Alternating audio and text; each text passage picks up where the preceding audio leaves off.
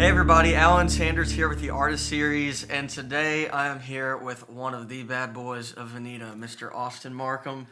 And when I say bad boy, he is bad to the bone. He really is. Great vocalist Thank you. and great artist. Glad to have you here, Austin. Thank you for having me. And tell a little bit about yourself. Tell the people where you're from, maybe about your family, some things like that. Yeah, so I'm born and raised in Veneta. Been here since, obviously I was little. Actually, if you know where Veneta is and you know Animal Health across from Atwood's, I actually lived upstairs of that feed store. There's an apartment up there, and I was raised up there, so it's kind of cool, unique thing. So I've been in a small town my whole life. I go to University of Central Oklahoma now in Edmond, and so kind of shifted environments for a little bit, but small town life is definitely a real thing for me. And it's been interesting being an artist in a small town. I think we're going to talk about that a little bit later, but Veneta's a great place. Do you prefer living in like a small town versus a big city, or what's your preference? I think there's a happy medium. When I go back to Oklahoma City, I see value, and when I come back here, I see value, and so there's definitely value in both. But for sure, I love Oklahoma City. Mm-hmm.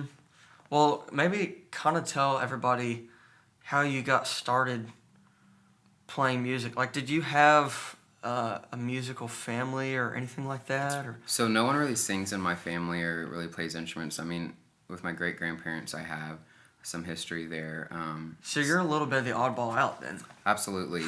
My grandparents pastor a church here, and my mom runs a school, and so it's very business-based, ministry-based, and while I have a passion for that, my passion goes out concerning music. I've definitely felt the pressure to go into ministry, and as you know too, you're a pastor's kid, and so PK life is real.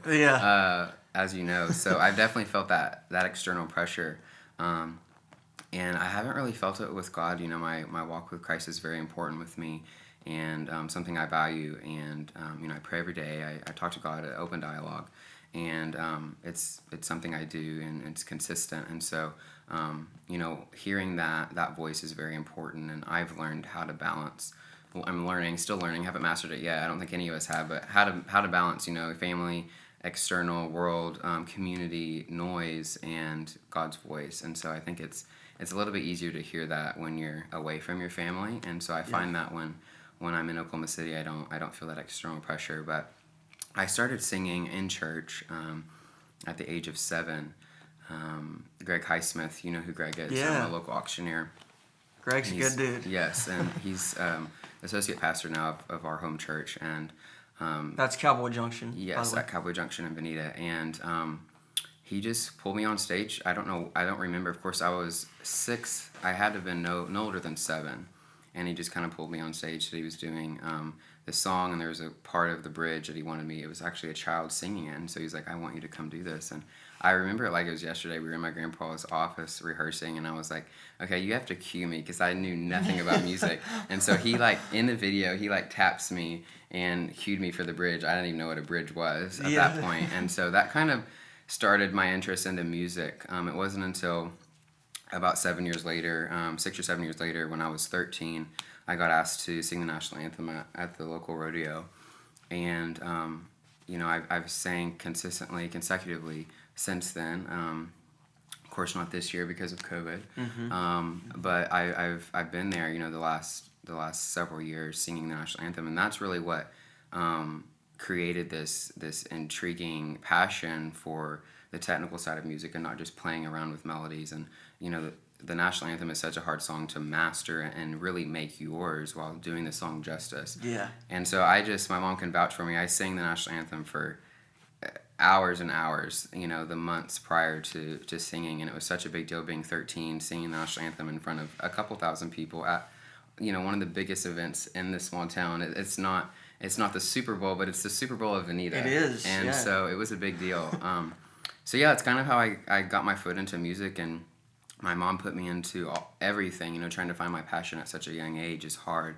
And so I was in karate, I was in I took drum lessons. I took piano lessons with Clay Decker. I think you know Clay. Yeah, Clay. I went to school with him. I took piano lessons with him and vocal lessons, and that's Yeah. really when I discovered like I couldn't play anything.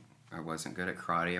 I didn't do sports, and so I was like, where am I fitting in here? And I found my voice through all of that, and I have my mom to thank for that. Yeah. And back to my family, I come from a family of ropers, and my dad roped, my uncles roped, my grandpa roped, and so the rodeo life is a big deal in my family. We run cattle and horses, and it's reality in my life, and I love it. I have a lot of respect for it, and ranchers and cattlemen and just that whole industry. I've grown up around it. It's my roots, but it's not who I am today. Yeah. And so I can remember the last time I put on starched cinched jeans and Ariat boots, was probably about that same time, 7 or 8 years old. And that really was like, okay, I'm going to go be me. Mm-hmm. And so that kind of launched me into finding my own voice in music. That's an interesting thing to talk about because I've also experienced some of that as well. Not to the extreme that probably you have, but, finding the balance between your roots and where you're going is a very unique thing because there are bits and pieces of each one of those that you want to take along with you. Right. Because you don't want to forget any of that, but you also want to continue to grow, and find who you are, and that's a cool thing. Right. So maybe talk to us about some of the influences that you had. You kind of mentioned some of the church music and stuff. Mm-hmm. What other genres did you grow up listening to? And also, what are you doing now? Yeah. So, being raised in church, it was a cowboy church, hence Cowboy Junction, and so that created more obstacles. And I was raised on very traditional country music when it comes to church music. There was a banjo present, and it was fun, but definitely not something I want to sing and something I want to pursue. I have respect for it. Just trying to figure that out yet again. And so I found myself kind of leaning more towards gospel music, and really black gospel music, and that soulful sound that wasn't. I love that, man. Oh my gosh, yeah, there's nothing like it. No, there's not. And so I kind of leaned, and I'd heard it before. Cicely Downing and her sisters came to the church for a banquet, a large banquet, like 500 people, large banquet, and I heard them sing, and I would have been no older than 11. We were in the old building, and I just remember, like, these ladies can sing. Yeah, and it was just different. It was just different. I was like, where is this coming from? And that really, like, now that I'm thinking about it, even saying this now, like, that's when I intrigued, going on YouTube, looking up all of these artists, more relevant, and not relevant, it's not the right word, but more current artists that I listen to a little bit outside of gospel, more contemporary, Justin Bieber, Torrin Wells, that balance of pop and inspirational and soulful, and just those gospel roots, man, like that catapulted me in wanting to find that sound, that deep sound. And I was leaning more towards a generic pop sound with my voice. That's where my voice was pre-puberty, of course, and so I could hit all these notes and sing Celine Dion, but now it's a little bit challenging. Yeah, tighten the belt loops up. Absolutely. And so I'm leaning more towards a little lower register than Celine Dion, but I would say definitely gospel roots have definitely have an impact today on my sound and where I want to go musically and in my own artistry. And so I listened to Tasha and Jonathan McReynolds and Israel, and just really everyone. There's really not anyone I don't listen to. Jennifer Hudson, she's more mainstream, but she definitely sings gospel, and so all these people, they all have this unique sound, but yet somehow pull this soulful sound from almost their feet. Yeah.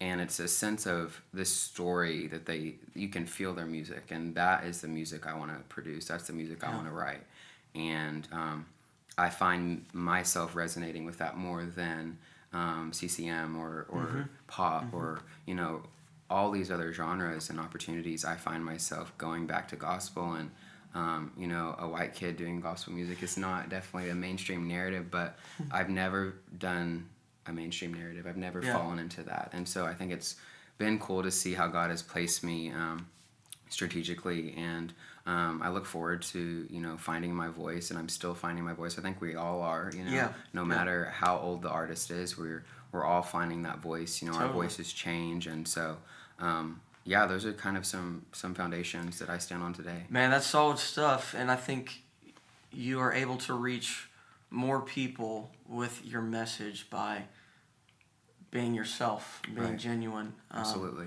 And that speaks a lot about the character of who you are as well. And I love that about you too. You. So that's really great. So maybe tell me kind of what you're doing right now. So are you songwriting? Are you doing some other stuff? You're in school right now as well. So tell me about that. Yeah, so I'm a full-time student. You know, last semester was in 17, 18 hours, and I'm taking piano this semester. I'm adding that on this semester, and learning piano has been testing my faith of everything. Very, very difficult. And so, yeah, I'm just kind of at that stage where, you know, my writing process is requiring me to learn an instrument, and I didn't grow up playing an instrument. You know, I just grabbed onto my voice and went, and you know, finding that instrument has been difficult. I wanted to play the guitar for years and just never picked up on it, and I just wasn't inspired by it. And now that I'm taking piano lessons, I find myself very inspired with the piano. And yeah, melodies are coming, and my writing, I'm the closest thing to a non-technical artist, non-technical writer. You know, I'm not intrigued by notes and scales and numbers, you know. I'm intrigued by stories, and you know, those melodies kind of come in my head. And man, that's gold. Yes. Yeah, that's awesome. Yeah. So yeah, that's kind of where I'm at. You know, as an artist, I'm learning piano, and I'm in school. I have a vocal performance minor, and so I'm finishing up at ACM in Bricktown, and I have a few other classes, actually charting and arranging, which I'm holding off on as long as I possibly can. It's not as bad as you might think. No, it's not, but it's difficult. I've had to drop it, so we're gonna have round 2 here coming there up. You go. So there you go. Yeah, but I'm just, you know, I'm writing, I'm preparing, talking about the future. You know, for me, I'm preparing an EP. There you go. I'm a very visual person. I'm also a photographer, as you know. And so, like, I've been, you know, drafting up some visuals for that, and just trying to get inspired first by what people will first see, you know. You know, the artist often talks only about, you know, where the music is after you see the album, after you see the visual, you know, wherever it is you see it. And for me, I'm starting from the outside in, and so, you know, I'm structuring. I want the EP is going to have 4 songs on it. I'm going to have 4 life stories on this album, and it's really just going to be me. You know, I'm throwing up titles. I don't have a title yet, but it's really just going to be me and 4 songs, and that's really hard to do. It's similar to an author in a book writing, you know, their bibliography. How do you write you in between 2 pages, bind it together? And so, you know, with an EP, especially a debut EP, I don't have any released music at this time, and you know, finding that perfect balance to showing yourself but not getting too deep. You know, you don't want to give them everything in one EP. Yeah. And so that's my challenge right now. I'm working with a few people on that, and I'm actually making some plans for a trip to Nashville, and hopefully we'll connect with some people and get it going. So yeah. There you go. Yeah. So you have some other plans out there as well. Do you want to share about that? Yeah. So COVID has hit, as we all know, and so, you know, I've had gigs canceled. I just got to do a gig with Michaela. I know you interviewed her, and just got to do a gig with her in town, and that was a lot of fun. We got to sing a lot. I got to cover Chris Stapleton, and you do all kinds of stuff with her. We do all kinds of stuff. She was telling me about that. Yes, that's my favorite. You know, we do everything. We sing soulful, we sing country, we sing pop. We did Maroon 5 to, you know, just old time Keith Whitley. Like, we do a lot of stuff, and that's what I love about her, is she's not afraid to cross those boundaries. And there was like what did the article in the paper say the other day? Do you remember what it said? The title, the favorite local duo. I think that's right. The word they use. It really is, because both of you are killer musicians. Thank you. Yeah. Thank you. So I can see why. Yes, thank you. I have a Yeah. lot of fun with her, and we just have fun. I've gotten to see Michaela grow and evolve, and she's gotten to see me evolve and grow. We both have. We started singing about 4 years ago, 3 or 4 years ago, and it's been cool to connect with her, and we've both grown from that friendship. Yeah. But yeah, I have some gigs coming up. One specifically that hasn't been canceled. I'm singing at the Mother Road Market in Tulsa on December 9th. We're going to do a Christmas special. I have some local musicians coming, some musicians out of Tulsa. I have a drummer that's super good. He plays at a local gospel church in Tulsa, and I'm excited for him just to get to go off. I told him like there's Awesome. no boundaries. There you He's go. usually Just told do what your- to do, but there's no boundaries. Do I your want you thing. to go off. That can be kind of dangerous sometimes. It can, I don't know if I really know what I'm getting myself into, but yeah. So That's cool. yeah. So I'm you're doing excited. those gigs, Yes. and then you're also gonna do some stuff in Nashville potentially. Right. Yeah. I'm looking at I'm looking at a move right now. I haven't publicly stated that, and so I guess this is your exclusive. But I've just been praying about where to move forward with my music, and my hands are kind of tied right now. I know you came over to our church and helped me with the studio in my office, and I have this awesome studio, spent some money on it, and really wanted it to be really good. And I'm like, okay, I can record vocals, I can do some vocal demos, but in the middle of me learning piano, I can't accompany myself, and I'm like, you can only do so much with your vocals and these melodies in your head. You need that second person to come in, and that's where I'm at. I'm looking for a co-writer. I haven't found that person yet. I've got a few opportunities in Nashville to find that person, and so yeah, I'm just looking to move. I know you've been in Nashville before. I love Nashville. It's a great place. It's a Yeah. lovely city, and just that balance. We've talked about small town vibes, and it's that balance between big city life and small town vibes, and it really feels like a small town in a big city. It is. Yeah. So Yeah, yeah, that's cool. We'll see where things lead into. Who knows, man? Who knows? All right, so for those people who are on the same path as you, maybe they're a little bit younger and they're trying to get into music a little Right. bit, or maybe they're even older and they're just starting out Right. with music, what would you say to be able to maybe find your voice and kind of just even get started in all of this? Absolutely. Well, I think we all try to do that at some point or another, and it's a hard thing to balance. The external noise is what I found is the worst for an artist. For me, as far as we talked about writing, I'm inspired the most when I travel, and I'm kind of escaped a little bit. And I write a lot even on the plane. Like, I don't know why, I'm just inspired by travel. And so I think for first is to just remove the external noise, whether that's your family or your community or just anyone in general, whoever's influencing your daily decisions. Take a pause on that for a little bit and go really seek what you're thinking. Seek what you're doing in that moment. And for me, that has produced the most in my life. And find what you're passionate about. For me, it's travel. And so I know when I'm traveling, like, I'm going to write. I'm going to set aside that time to write because my mind is in a clear space. And so, find what's passionate for you and go sit in that environment, sit in a quiet space and write and not even write, but just explore what you're thinking. Figure out you, because I've learned that until you are at a good place, until your heart's confident, until you are confident in yourself and your ability to get up on a stage or to get into an interview, until you're at that place as an artist and just as a person, you're not going to be able to impact anyone else around you. It starts with us as artists. It starts with us as people. We have to start with our own hearts before we can ever touch anyone else's heart.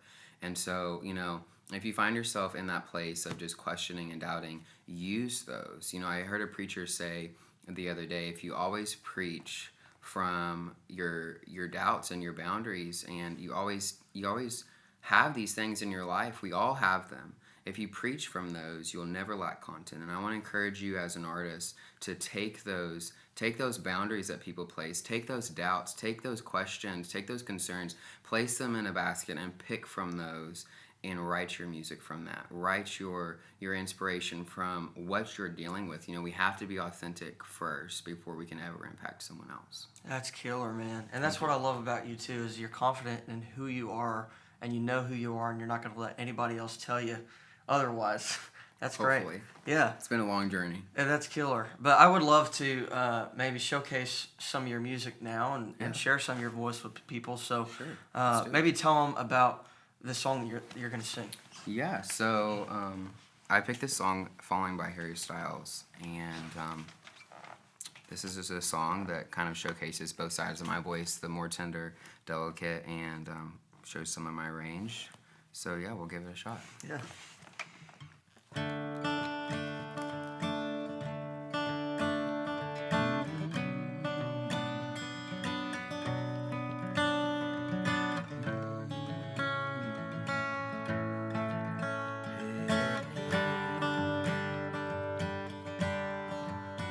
My bed, you're not here, and there's no one to blame but the drink in my wandering hands. Get what I said, it's not what I meant. And I can't take it back, I can't unpack the baggage you left. What am I now? What am I now? What if I'm someone I don't want around? I'm falling again, I'm falling again, I'm falling. What if I'm down? What if I'm down? What if I'm someone you won't talk about? I'm falling again, I'm falling again, I'm falling. You said you cared, you missed me too.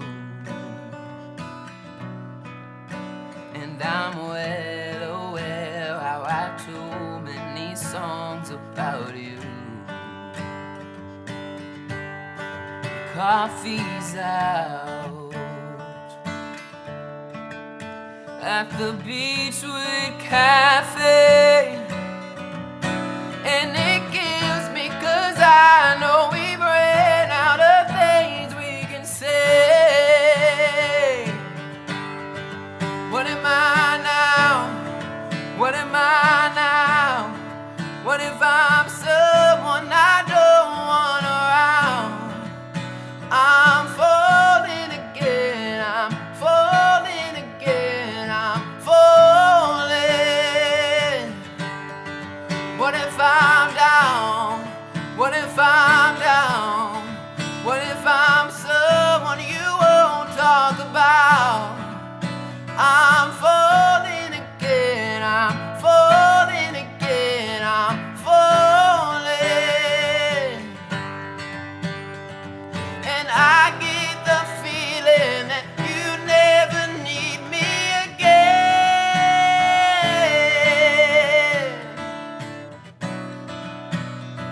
Oh,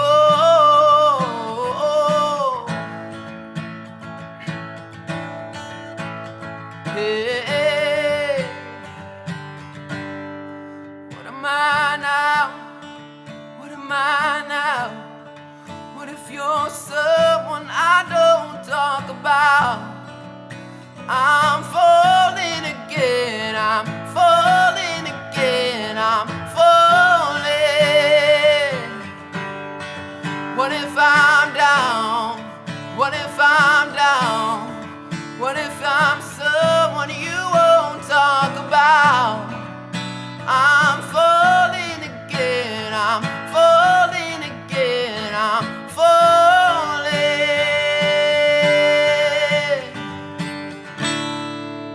Yeah. Told you this dude is bad to the bone. I meant it too. So, yeah, this dude is an awesome dude, as you can tell by his heart. Has a great heart, has a great voice.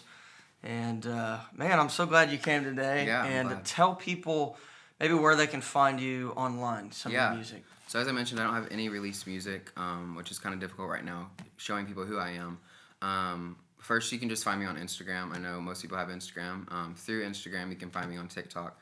I have a lot of covers on there. I've bended and gone to TikTok, so that's where we're at. There you go.